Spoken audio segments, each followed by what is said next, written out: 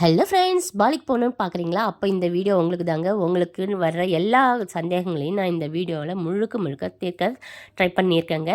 எப்படி போகணும், எவ்வளோ செலவாகும், என்னெல்லாம் அவாய்ட் பண்ணலாம், என்னெல்லாம் செய்யணும், அப்புறம் என்ன எப்படி தேவையில்லாத செலவுகள்லாம் குறைக்கலாம், அப்புறம் எந்த ரிசார்ட் புக் பண்ணலாம், இல்லை ஹோட்டல் புக் பண்ணலாமா, ஏஜென்சி யூஸ் பண்ணலாமா, இல்லை இண்டிவிஜுவலாக புக் பண்ணி போகலாமா, சோலோ ட்ராவல் ஓகேவா அப்படின்ற இந்த டவுட்டு எல்லாத்தையும் நான் கிளியர் பண்ண போகிறேங்க. அதுக்கு முன்னாடி பாலி எங்கே இருக்குது என்னன்னு தெரிஞ்சுக்கணும் இல்லையா? வாங்க நம்ம இப்போ போய் பார்க்கலாம். பாலிங்கிறது இந்தோனேஷியா நாட்டில் இருக்கிற ஒரு சின்ன ஒரு தீவு தாங்க. அங்கே தான் நாம் போகிறோம். இது பார்த்திங்கன்னா தமிழ்நாட்டில் இருக்கிற மாதிரி நிறைய இந்துக்கள் தான் அங்கே வந்து இருக்கிறாங்க. நிறைய இந்து கோயில்களும் அங்கே நிறையவே இருக்குங்க. வீடு பூஜை ஏற மாரி அங்கே வீட்டுக்கு வீடு கோயிலே வச்சுருக்காங்க. இப்போ பாருங்கள், நீங்கள் பார்க்குறது தான் பாலி. இந்த பாலிக்கு நீங்கள் வரணும் அப்படின்னு சொன்னாக்கா சென்னையிலேருந்து போகிறதுக்கு நம்ம நேராக போக முடியாது ஃப்ளைட்டில். அதாவது லே ஓவர் அப்படின்னு சொல்லுவோம். தாய்லாந்து போயோ இல்லை மலேசியா போயோ இல்லை சிங்கப்பூர் போயோ அப்புறம் தான் பாலி ஃப்ளைட் பிடிக்க முடியுங்க.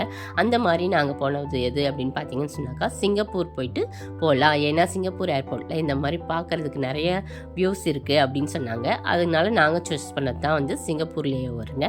அங்கே போய் ஒரு 4 மணி நேரம் வெயிட் பண்ணி இதெல்லாம் பார்த்துட்டு அதுக்கப்புறம் வந்து ஃப்ளைட் பிடிச்சி நாங்கள் பாலிக்கு போனோங்க. இப்போ பார்த்தீங்கன்னு சொன்னாக்கா அடுத்ததாக உங்களுக்கு வர டவுட் என்ன அப்படின்னாக்கா, பாலியில் ரிசார்ட் புக்கிங் பெஸ்ட்டா இல்லை ஹோட்டல் புக்கிங் பெஸ்ட்டா அப்படின்றது. அதுக்கு முன்னே சோலோ ட்ராவல் போகலாமா அப்படின்னா கன்ஃபார்மாக சோலோ ட்ராவல் போகலாங்க. ஏன்னா நான் 2 பேரை மீட் பண்ணால் அவங்க வந்து எந்த ஒரு சேஃப்டி ப்ராப்ளமும் இருக்கிறதா சொல்லலை, நல்லாவே இருந்தது அப்படின்னு சொன்னாங்க. அதனால் சோலோ ட்ராவல் பண்ணுறவங்களும் போகலாம். ஏஜென்சி மூலிமா போனீங்கன்னா பெட்டராக இருக்கும். இண்டிவிஜுவலாக போகிறவங்களுக்கு கொஞ்சம் வந்து ரிஸ்க் நிறைய இருக்கும். கொஞ்சம் ஒரு சில டைமில் வந்து ஒரு சில இடங்களை மிஸ் பண்ணுற அதாவது டைமை வந்து மேனேஜ் பண்ண முடியாது. அப்போது ஒரு சில இடங்களை பார்க்காம வந்துடுவோம். அப்போது இது உங்கள் சாய்ஸ் தான். நீங்கள் வந்து ஏஜென்சி மூலிமா போனால் கொஞ்சம் காஸ்ட் அதிகமாக தான் இருக்கும், இருந்தாலும் நீங்கள் பார்த்துக்கலாம். இப்போ ரிசார்ட் பார்க்கலாங்க. நாங்கள் வந்திருக்கிற ரிசார்ட் பார்த்தீங்கன்னு சொன்னால் டபுள் பெட்ரூம்ங்க. ரூம் எல்லாம் வந்து பார்த்திங்கன்னு சொன்னால் சூப்பராக இருந்தது.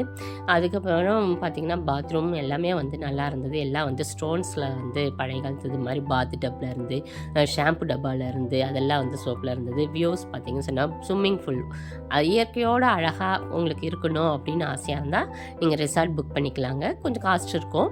நாங்கள் வந்து ஏஜென்சி மூலிமா பண்ணதுனால அதில் இல்லை. வெப்சைட்டில் நீங்கள் போனீங்கன்னா உங்களுக்கு எவ்வளோ காஸ்ட் என்ன அப்படின்றது டீட்டெயிலாம் இருக்கும். உங்களுக்கு இயற்கை பிடிக்கும் அப்படின்னு சொன்னால் நீங்கள் இதை சூஸ் பண்ணிக்கலாம். ஏன்னா ஒரே தனி வீடு அந்த மாதிரி ஒரு சூழல் இருந்தது. அப்புறம் கிச்சன் கூட இருந்ததுங்க. நம்மளே சமைச்சு சாப்பிட்லாம், இல்லை சூடு பண்ணி சாப்பிட்றதுனாலும் சாப்பிட்லாம், ஆர்டர் பண்ணிட்டு சூடு பண்ணி சாப்பிட்றதுனாலும் சாப்பிட்லாம். அந்த மாதிரி ஒரு சுச்சுவேஷனில் அழகாக இருந்தது. ஃபுட்டு அவங்க கொடுத்தது பார்த்திங்கன்னு சொன்னால் லிமிட்டடாக இருந்தது. நான் என்ன சொல்லேன்னா, ஃபுட்டியாக இருந்தீங்கன்னா ஹோட்டல் புக் பண்ணிக்கோங்க. ஏன்னா ஹோட்டல் பார்த்திங்கன்னு சொன்னால் 4 ஸ்டார் ஹோட்டலில் தான் இருந்தோம். நாங்கள் வந்து ஒரே ரூம் ப்ரிஃபர் பண்ணோம். இன்னும் 4 ஸ்டார் அப்படின்னும்போது காஸ்ட் கொஞ்சம் குறையலாம் அப்படின்றதுனால ஃபஸ்ட்டு இருந்தது டபுள் பெட்ரூமில் 4 பேருக்கு. இங்கே இருந்தது பார்த்திங்கன்னாங்க ஃபேமிலி ரூம் அப்படின்னு சொல்லிட்டு 4 பேருக்கும் ஒரே பெட்ரூமாக செலக்ட் பண்ணோம். ஒரு ஹாலு, ஒரு பெட்ரூமு, பாத்ரூம்லாம் இருந்தது. இங்கே தனியாக கிச்சன்லாம் இல்லை, ஆனால் வந்து டீ காஃபி கொடுக்கறதுக்கு கெட்டில் அப்படிலாம் இருந்தது. அதுக்கப்புறம் பார்த்திங்கன்னா ஃபுட் ஐட்டம் வந்து இங்கே எக்கச்சக்கமாக இருந்ததுங்க. உங்களுக்குலாம் வந்து நீங்கள் ரொம்ப விரும்பி சாப்பிட்றீங்கன்னா இந்த மாதிரி ஹோட்டல் போய் ஸ்டே பண்ணிக்கோங்க. அங்கே பார்த்திங்கன்னா வெரைட்டிஸ் ஆஃப் ஃபுட்டு வந்து இருந்தது. நார்த் இந்தியன் ஃபுட்டு, தமிழ்நாட்டு ஃபுட்டு இருந்ததா அப்படின்னாக்கா ரைஸ்லாம் இருந்தது. ஆனால் வந்து அது ஒரு டேஸ்ட் வேறு மாதிரி டேஸ்ட் இருந்தது. ஐ திங்க் மஞ்சள் வந்து வேறு ஒரு டேஸ்ட்டை கொடுக்குதுன்னு நினைக்கிறேன். ஏன்னா நம்ம வேக வச்சு மஞ்சள் பண்ணுவோம் இல்லையா, அவங்க நேராக பண்ணுறாங்கன்னு நினைக்கிறேன். ஏதோ ஒரு டேஸ்ட் டிஃப்ரென்ஸ் இருந்தது. மற்றபடி எல்லாம் நல்லா இருந்தது. இதை வச்சு நீங்கள் எதை சூஸ் பண்ணணுன்னு பார்த்துக்கோங்க. இப்போ அடுத்ததாக நாம் போகிற இடம் எது அப்படின்னு பார்த்தீங்கன்னு சொன்னாக்கா தனாலாட்டு தாங்க. நாங்கள் வந்து 6 நாள் 7 நைட்டு அப்படின்ற பேக்கேஜில் தான் போனோம். அதில் முதல் 2 நாளில் 6 இடத்த பார்த்தோங்க. அதை பற்றி தான் இந்த வீடியோவில் சொல்ல போகிறேன். மீதி 3 நாள் பார்த்தது அடுத்த வீடியோவில் சொல்கிறேன்.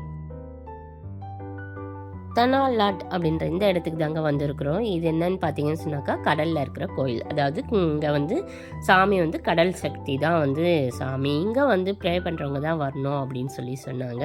அது பார்த்தீங்கன்னு சொன்னால் ரொம்ப அழகாகவே இருந்ததுங்க. ரைட் சைட்லேயும் லெஃப்ட் சைட்லேயும் பிரிஞ்சு போயிருந்தது. நீங்கள் பார்க்குற இந்த இடம் வந்து பார்த்தீங்கன்னு சொன்னாக்கா கோயில் தாங்க. இங்கே நீங்கள் கோயிலுக்கு வரணும் அப்படின்னு சொன்னால் பெரும்பாலும் வந்து ஷாரங், அதாவது லுங்கி மாதிரி ஒரு துணி இருக்குது, அதை கட்டிட்டு தான் வரணும் அப்படின்னு சொன்னாங்க. இங்கே பாருங்கள், இது படையல் இந்த மாதிரி மாதிரி தாங்க அங்கே சாமி கும்பிட்றாங்க. அதாவது ஒரு இலையில வந்து பூவு வத்தி இதெல்லாம் வச்சு வெளியே வச்சு சாமி கும்பிட்றாங்க. அது மட்டும் இல்லைங்க, நான் வச்சுருக்கிறேன் இல்லையா அந்த காதில் பூ, இந்த மாதிரி ஒரு காதில் பூவை வச்சுக்கிட்டு வந்து அவங்களாம் சாமி கும்பிட்றாங்க. இங்கே பார்த்தீங்கன்னு சொன்னாக்கா சாமி உள்ளே போய் என்ன இருக்குது அப்படின்னு பார்க்க முடியாது. ஏன்னா அது வந்து ரெஸ்ட்ரிக்ஷன். அதுதான் வந்து இந்த ஊரினுடைய ஸ்ட்ரிக்டாக யார் கும்பிட்றாங்களோ அவங்க மட்டும்தான் போவாங்களாங்க, வேறு யாரையும் அலோவ் பண்ண மாட்டாங்களாம். வெளியில் கோயிலை சுற்றி போகலாம். இங்கே பார்த்தீங்கன்னு சொன்னாக்கா இது தாங்க இந்த ஊரினுடைய கேட்டு. அந்த கேட்டு வந்து பார்த்திங்கன்னு சொன்னால் எல்லா வீட்லேயும் இருக்குது. அதே மாதிரி எல்லா வீட்லேயுமே நம்ம தமிழ்நாட்டில் பார்த்திங்கன்னு சொன்னால் ஒரு பூஜை ரூம் தாங்க வச்சுருப்போம். ஆனால் இங்கே ஊரில் பார்த்திங்கன்னு சொன்னாக்கா எல்லா வீட்லேயும் வந்து கோயில் இருக்குங்க. கோயிலுக்கு அப்புறம் தான் ரூம்ஸ், வீடுக்குரிய ரூம்ஸ்லாம் இருக்குது. அவங்கவுங்க குலதெய்வ கோயில் அவங்கவுங்க வச்சுருப்பாங்களாம். யாருக்கும் வந்து அதிகம் தெரியாதான். யார் சாமி கும்பிட்றாங்களோ அவங்கள மட்டும்தான் அலோவ் பண்ணி விடுவாங்களாமாங்க. இந்த கோயில்கள் வந்து பொது கோயில்கள் அப்படின்னு சொல்கிறாங்க. இங்கே கூட பார்த்திங்கன்னு சொன்னால் இங்கே வழிபடுறவங்க மட்டும்தான் உள்ளே போய் சாமியை பார்க்க முடியும். ஆனால் வெளியில் எல்லா இடத்தையும் நம்ம வந்து பார்க்கலாம். அது மாதிரி செப்பல் போட்டு போகலாமான்னா எல்லோரும் போட்டுட்டு போகிறாங்க. உள்ளே மட்டும் அலோவ் பண்ண மாட்டாங்க. இவங்க பார்த்திங்க இல்லையா, இந்த மாதிரி சுற்றி வந்து ரொம்பவே அழகாக இருந்ததுங்க. அதுவும் இந்த நீளமாக அழகாக நீல நிற கடலுக்கு நடுவில் இந்த பிளாக் கலரில் இந்த கோயில்கள்லாம் இருக்கிறதும் கலைநயத்தோடு இருக்கிறதும் ரொம்ப ரொம்ப அழகாக இருந்ததுங்க. ரசிக்கிறதுக்கு 1000 கண் வேணும் அப்படின்னு தான். இங்கே பாருங்கள், கடல் நடுவில் ஒரு கோயில் இருக்குது. இங்கே வந்து தண்ணி குறைவாக இருக்கும்போது நடந்து அந்த கோயிலுக்குள்ளே போயலாம். நாங்கள் போனப்போ வந்து பார்த்திங்கன்னு சொன்னாக்கா கொஞ்சம் தண்ணி அதிகமாக இருந்தது. அதனால் சாமி கும்பிட்றவங்களே அங்கே போகல. வெளியில் இருக்கவங்க அப்படியே வேடிக்கை மட்டும் பார்த்துட்டு வந்துட்டோங்க. அவ்வளோ அருமையான ஒரு இடம் தாங்க. எல்லா இடத்தையும் நான் வந்து கவர் பண்ணி போடல, ஏன்னா நீங்களும் போய் பார்க்கணும் இல்லையா. அடுத்த வந்து நாங்கள் வந்த இடம் தான் எதுன்னு பார்த்தீங்கன்னு சொன்னாக்கா இந்த ஹண்டாரா கேட். இதுதான் பாலினுடைய பாரம்பரியத்தை குறிக்கிற கேட்டாமாங்க. இங்கே போகும்போது மழையாக இருந்தனால கிட்ட போகல. அடுத்து நம்ம பார்க்க போகிற இடம் எது அப்படின்னு பார்த்தீங்கன்னு சொன்னாக்கா உளுந்தானு டெம்பிள்னு சொல்லுவாங்க. இது பார்த்தீங்கன்னு சொன்னால் நீர் தெய்வமான டானு தேவி அப்படின்னு ஒரு தெய்வத்துக்கு தான் வந்து இங்கே ஸ்பெஷலாங்க. இங்கே வந்து மும்மூர்த்திகளுக்கும் வந்து வழிபாடு இருக்குது. இங்கே சைட்லலாம் பார்த்தீங்கன்னு சொன்னாக்கா ரொம்பவே அழகான ஒரு இது இருந்தது. நல்ல மழைங்க, அதனால் நிறைய ஃபோட்டோஸ் வந்து என்னால் ஃபஸ்ட்டு எடுக்க முடியல. சுற்றி வந்ததுக்கப்புறம் தான் எங்களால் நிறைய எடுக்க முடிஞ்சது. இதுதான் வந்து பார்த்தீங்கன்னு சொன்னால் ஏரியில் மிதக்கிற மாதிரி ஒரு காட்சியோட இந்த கோயில் இருக்குங்க. அங்கே வந்து ஃபோட்டோலாம் எடுத்திங்கன்னு வச்சுங்களேன், செம்மையாக இருக்கும். ஃபோட்டோகிராஃபிக் பாயிண்ட்டோடு இருக்குது. இவங்க தாங்க இந்த டானு தேவி. இங்கே பக்கத்தில் பார்த்தீங்கன்னு சொன்னால் சிவனுக்கு எல்லாமே சாமி இருக்குங்க. இங்கே இந்த மேலே அடுக்கி வச்சுருக்காங்க இல்லையா, அது பார்த்திங்கன்னு சொன்னால் ஒவ்வொரு இதுவும் வந்து ஒவ்வொரு சாமிக்கும் ஒரு மாதிரி இருக்குமாங்க. சிவன் பார்வதிக்கெலாம் வந்து இது 11 ஸ்டோர்ஸ் இருக்குமா, அதாவது மேலே அடுக்கியிருக்கோம். அதாவது ஒரு ஸ்கொயர் ஷேப்பில் வந்து மேலே வந்து இந்த பனை இது இருக்குது இல்லையா, எனக்கு தெரிஞ்ச இந்த மரத்தில் ஒட்டிகிட்டு இருக்கோம், இந்த மாதிரி இருக்குது. அந்த ஓலையை வந்து பிச்சு வச்சுருக்காங்க. ஓலைன்னா இலை இல்லை, அந்த நார் சொல்லுவோம்ல, மரத்தை சுற்றி வருமே ஆரம்பத்தில், அந்த மாதிரி இருக்குங்க. ஆனால் அழகு பார்த்திங்கன்னு சொன்னால் அவ்வளோ அழகாக இருக்குங்க. இந்த இடத்த நீங்கள் எதை மிஸ் பண்ணாலும் இருந்துங்க, ஆனால் இந்த இடத்த நீங்கள் கண்டிப்பாக மிஸ் பண்ண மாட்டீங்க. ஏன்னா ஃபோட்டோகிராஃபிக்கும் சரி, சாமி கும்பிட்றதுக்கும் சரி ரொம்பவே அழகாக இருக்குது. என்ன ஒரே ஒரு இதுனா உள்ளே நாங்கள் போனப்போ செம்ம மழை, திரும்பி வரும்போது தான் கொஞ்சம் குறைவாச்சு. அப்போ தான் வந்து எங்களால் ஃபோட்டோ பிடிக்க முடிஞ்சதுங்க. முதல்ல பிடிச்ச ஃபோட்டோஸ்லாம் மழையில் பார்த்திங்கன்னு சொன்னால் ரொம்ப நாஸ்தியாகிடுச்சு, சரியாகவே எடுக்க முடியும். பாலியில் கோயில்கள்லாம் புறா அப்படின்னு வந்து சொல்கிறாங்க. அதாவது இந்து கோயிலில் புறா, நம்ம எப்படி கிறிஸ்டியன்ஸ்னால் வந்து சர்ச்சுன்னு சொல்கிறோம். அடுத்து நம்ம பார்க்க போகிறது ஒரு சூப்பரான இடம் தாங்க. என்ன இடம் தானே கேட்குறீங்க? நம்ம எரிமலைங்க, வல்கனோ வியூ பாயிண்ட். அதாவது இங்கே வந்து நிறைய வல்கனோ வந்து நடக்குமாங்க. நாங்கள் போகும்போது கிளியராக இருந்ததுனால அட்லீஸ்ட் மழையாவது வந்து நல்லா பார்க்க முடிஞ்சது. நீங்கள் கருப்பாக இருக்கிறத பார்க்க முடியுதா? அதெல்லாம் வந்து எரிமலை வெடித்து வந்ததுனால வந்த கருப்பு கலருங்க. அந்த நெருப்புலாம் போய் சாம்பல்லாம் போய் கருப்பாக இருக்குது, ரொம்பவே அழகாக இருந்தது. இந்த இடத்துக்கு பேர் கிண்டாமணி வல்கனோ வியூ பாயிண்ட்டுங்க. அடுத்து நம்ம பார்க்க போகிற இடம் எது அப்படின்னு பார்த்தீங்கன்னு சொன்னாக்கா டின்குன்னாக வாட்டர் ஃபால்ஸுங்க. இந்த ஃபால்ஸுக்கு தான் நம்ம அடுத்து போக போகிறோம். இப்போ பார்த்துக்கோங்க, இதுக்கு கொஞ்ச நேரமே போதுமானது. அதனால் நாங்கள் இதை பார்த்துட்டு அடுத்த நாள் காலையில் வந்து வாட்டர் ஃபால்ஸ் போகலான்னு போயிட்டோம். வாட்டர் ஃபால்ஸ் பார்த்தீங்க அப்படின்னு சொன்னாக்கா ஒரு 1 கிலோமீட்டருக்கு வந்து கீழே இறங்கி நடக்கிற மாதிரி இருக்குங்க ஸ்டெப்ஸில். அதை பார்த்து போகலாம். எங்களால் நடக்க முடிஞ்சது. இப்போ வந்து கொஞ்சம் தண்ணி அதிகமாக இருந்ததுனால குளிக்க முடியல. ஆனால் அங்கே கீழே தேக்கி இருந்த தண்ணியெல்லாம் வந்து குளிச்சுட்டு இருந்தாங்க. ஃபால்ஸ்க்கு நேராக குளிக்க முடியல. ஆனால் கொஞ்சம் குறையும் போது அங்கே ஃபால்ஸ்லேயும் குளிக்கலாம் அப்படின்னு சொன்னாங்க.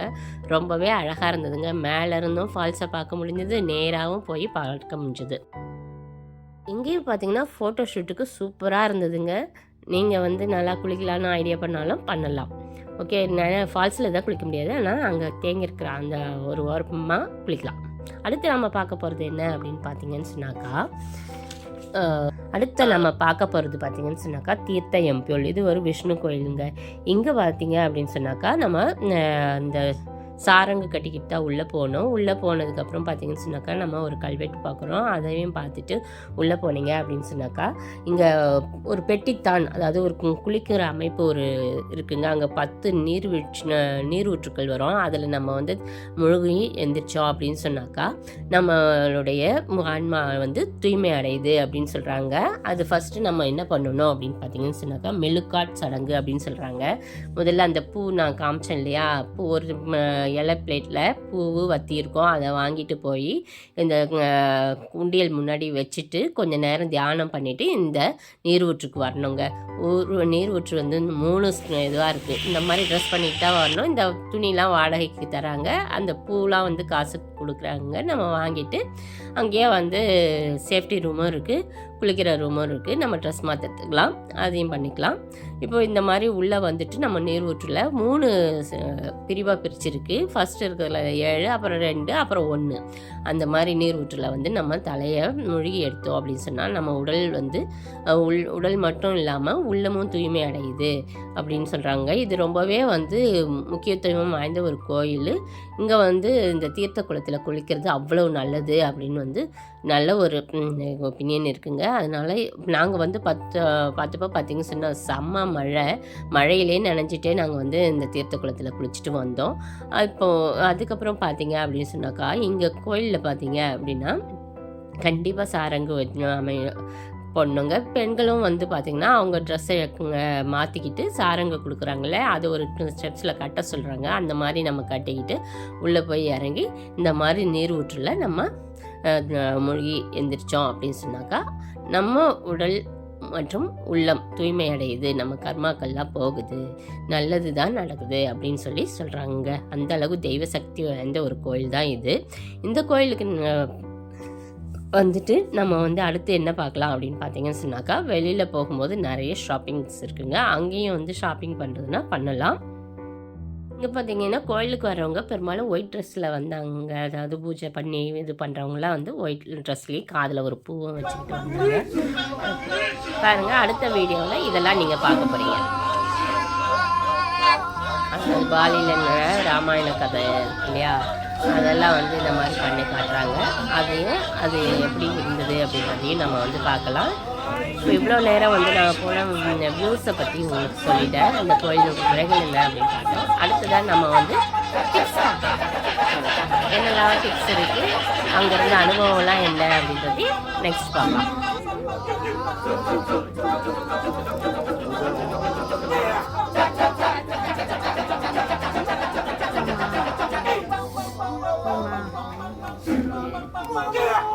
ஓகேங்க, இப்போ நம்ம வந்து டிப்ஸை பார்க்கலாம். ஃபஸ்ட்டு வந்து நான் என்ன சொல்கிறேன் அப்படின்னு சொன்னால், பாஸ்போர்ட் எடுக்கலைன்னா முதல்ல பாஸ்போர்ட் எடுத்துக்கோங்க. அதுக்கப்புறம் வந்து ஃப்ளைட்டு இதெல்லாம் புக் பண்ணுங்கள். ஏன்னா நாங்கள் வந்து பாஸ்போர்ட் எடுத்தால் ஒரு 15 டேஸில் வந்துடும் அப்படின்ட்டு நெட்டில் பார்த்தோம். அதை பேஸ் பண்ணி நாங்கள் என்ன பண்ணோம்னா 2 மாதம் முன்னாடி தான் பாஸ்போர்ட்டுக்கு அப்ளை பண்ணோம். ஆனாலும் பார்த்தீங்கன்னு சொன்னால் பாஸ்போர்ட்டுக்கு அப்ளை பண்ணிவிட்டு புக்கிங்லாம் பண்ணிட்டோம். 2 மாதம் இருக்கே வந்துடும் அப்படின்னு. ஆனால் லாஸ்ட் மினிட் வரைக்கும் கொஞ்சம் எங்களுக்கு வந்து கஷ்டமாயிடுச்சு. பாஸ்போர்ட் வராமல் ஒரு நாள் முன்னாடி தான் வந்தது. அதனால் கண்டிப்பாக பாஸ்போர்ட்டை முதல்ல எடுத்து வச்சுக்கோங்க நீங்கள் ஃபஸ்ட் டைம் போகிறவங்களா இருந்தால். அதுக்கப்புறம் பார்த்தீங்கன்னு சொன்னாக்கா புக் பண்ணுறது ஃப்ளைட் வந்து ஒரு 2 months 3 months பிஃபோராக பண்ணிங்கன்னு சொன்னால் ஃப்ளைட் சார்ஜ் வந்து குறையும். அதுக்கப்புறம் பார்த்தீங்க அப்படின்னு சொன்னாக்கா ஏஜென்சி மூலமாக புக் பண்ணிங்க அப்படின்னு சொன்னாக்கா யூடியூப்பை பார்த்துட்டு எந்தெந்த இடத்துக்கு உங்களுக்கு போக பிடிக்கும் அப்படின்றத தெரிஞ்சுக்கிட்டு கன்ஃபார்ம் பண்ணி அதில் புக் பண்ணிக்கோங்க எந்தெந்த பிளேஸ்ன்னு. அங்கே போனீங்க அப்படின்னு சொன்னால் அவங்க ஒரு சஜஷன் கொடுப்பாங்க. ஒரு சிலர் வந்து கொடுப்பாங்க. என்னன்னாக்கா இந்த மாதிரி நீங்கள் இப்போ கோயிலுக்கே போகிறீங்களா, அதுக்கு பதில் இந்த இடத்துக்கு கூப்பிட்டு போகிறோம், ஃபோட்டோ ஷூட் பாயிண்ட் நல்லாயிருக்கும் அப்படின்னு சொல்லிலாம் கொடுப்பாங்க. அங்கே வந்து நீங்கள் போனீங்கன்னு சொன்னால் எக்ஸ்ட்ரா சார்ஜ் ஆகும். ஒரு வண்டி பெட்ரோல் காசு போடுங்க அப்படின்லாம் சொல்லலாம். அப்போ வந்து பார்த்தீங்க அப்படின்னு சொன்னாக்கா நம்மளுக்கு இதில் என்ன லாஸ் ஆகும்னா, நம்ம போக வேண்டிய இடத்துக்கு போகாமல் இன்னொரு இடத்துக்கு போனோம்னு சொன்னால் நம்மளுக்கு போக வேண்டிய இடத்துக்கு ஏஜென்ட் என்ன பண்ணியிருப்பாங்கன்னா நம்மக்கிட்ட அந்த என்ட்ரன்ஸ் ஃபீயும் சேர்த்து தான் கலெக்ட் பண்ணியிருப்பாங்க. நம்ம போகிற அந்த என்ட்ரன்ஸ் ஃபீஸ் வந்து லாஸ் ஆகிடும். நம்ம புதுசாக போகிற இடத்துக்கு பார்த்தீங்க அப்படின்னு சொன்னாக்கா பெட்ரோல் ஃபீஸோட என்ட்ரன்ஸ் ஃபீயும் சேர்த்து இருக்கலாம். அதனால் நீங்கள் வந்து கன்ஃபார்ம் பண்ணிக்கோங்க எந்த இடத்துக்கு போகிறீங்க. இண்டிவிஜுவலாக நீங்களாக போனாலும் சரி, ஏஜென்சி மூலம் போனாலும் சரி, எந்த இடத்துக்கு போகிறோம் அப்படின்றத நல்லா டிசைட் பண்ணிவிட்டு போங்க. அடுத்ததாக என்ன பார்த்தீங்க அப்படின்னு சொன்னாக்கா லே ஓவர். அதே மாதிரி நாங்கள் வந்து லே ஓவரில் சிங்கப்பூர் ஏர்போர்ட்டை சுற்றி பார்க்கலாம் அப்படின்னு நினச்சோம். ஆனால் அங்கே பார்த்தீங்கன்னு சொன்னாக்கா லேஓவர் டைம் வந்து ஒரு 6 மணி நேரம் டிசைட் பண்ணியிருந்தோம் போகிறதுக்கும் வர்றதுக்கும் அப்படின்னு. மலேசியா வழி போனால் எங்களுக்கு ஃப்ளைட் சார்ஜ் கம்மியாக தான் இருந்தது. ஆனால் சிங்கப்பூர் வழியாக போனால் நம்ம ஃப்ளைட்டு ஏர்போர்ட்டில் இருக்கிற வியூஸும் பார்க்கலாம் அப்படின்ட்டு ஒரு ஆசையில் போனோம். அங்கே போனோடனே தான் தெரியுது அந்த வியூஸ் பார்க்கணும் அப்படின்னு சொன்னாக்கா நம்ம ஸ்கை ட்ரெயின் அப்படின்னு ஒன்று இருக்குது, அது மூலிமா தான் பார்க்க முடிஞ்சது. ஆனால் வெளியில் போய் நேராக அங்கேயே உள்ளவே பார்க்கலாம், அந்த வாட்டர் ஃபால் ஆகும், அந்த இடத்த பார்க்கலாம் அப்படின்னு சொன்னாக்கா இமிக்ரேஷன் வீசா ப்ராசஸ்லாம் முடிச்சுட்டு வெளியே போனால் தான் நம்மளுக்கு அந்த ஏர்போர்ட்டில் இருக்கிற வியூ பார்க்க முடியும் அப்படின்னு சொன்னாங்க. வீசாவுக்குலாம் நம்ம எக்ஸ்ட்ரா கட்ட வேண்டியிருக்கோம்.